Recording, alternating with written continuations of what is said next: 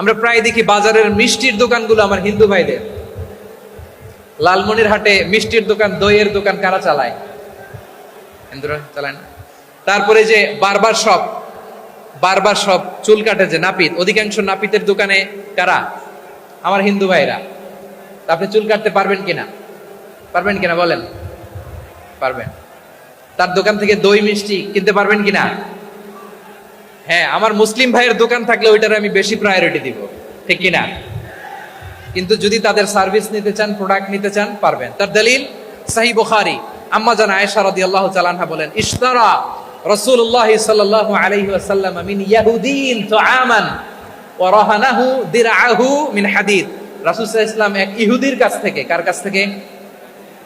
সবাই বলে নাই কার কাছ থেকে?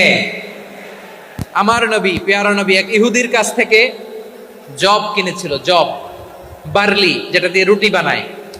ওই জবের দাম দেওয়া টাকা পয়সা নবীর কাছে ছিল না। ফলে নবী ওনার একটা পোশাককে মর্গেজ রেখেছিলেন, মর্গেজ, বন্ধক, যে এখন এটার দাম দিতে পারবো না, কয়েক কেজি বার্লি নিয়ে যাই আর বন্ধক হিসেবে আমার জামাটা রেখে গেলাম, যেই দিন দাম দিব ওই দিন জামাটা ছুটায় নিয়ে যাও।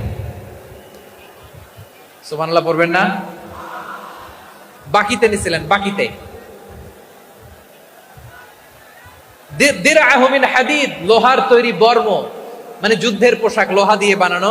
বিশ্বনবী বললেন, কয়েক কেজি জব দাও, টাকাটা পরে দিব, এখন টাকা নাই, বন্ধক হিসেবে, মর্গেজ হিসেবে আমার জামা রেখে গেলাম, যখন টাকা দিব জামা ছুটায় নিব। আওয়াজ করে বলতে হবে সুবহানাল্লাহ। এ থেকে বোঝা গেল অমুসলিমদের সাথে ফিনান্সিয়াল ডিলিং করা যায়, অর্থনৈতিক লেনদেন করা যায়, কেনাবেচা করা যায়, প্রোডাক্ট কেনা যায়। এমনকি আমাদের মসজিদে নববীতে বারান্দায় আপনারা একটা অটোমেটিক ফ্লাইং আমব্রেলা দেখছেন?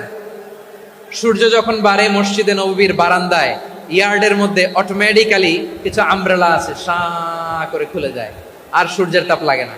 আবার সন্ধ্যাবেলায় এই আমব্রেলা গুলো ওরা ক্লোজ করে ফেলে। দেখেন নাই না? দেখছেন? এই মসজিদে নববীকে সর্বোচ্চ উন্নত মানের কনস্ট্রাকশন ইনফ্রাস্ট্রাকচারে ডেভেলপ করার জন্য কর্তৃপক্ষ কিছু অমুসলিম ইঞ্জিনিয়ারের, ডিজাইনারের সহায়তা নিয়েছিল। সুবহানাল্লাহ বলেন। কোন দলিলের ভিত্তিতে? এই দলিলের ভিত্তিতে যে বিষ্ণু ঈসা ইসলাম অমুসলিমদের সাথেও লেনদেন করেছেন। আওয়াজ করে বলতে হবে আল্লাহু আকবার। শুধু তাই নয়, ইন কেস অফ ইমার্জেন্সি, প্রয়োজনে ইসলামের খাতিরে, ইসলামকে সামনের দিকে এগিয়ে নিয়ে যাওয়ার জন্য অমুসলিমদের সাপোর্ট নেওয়া জায়েজ আছে। সুবহানাল্লাহ বলেন।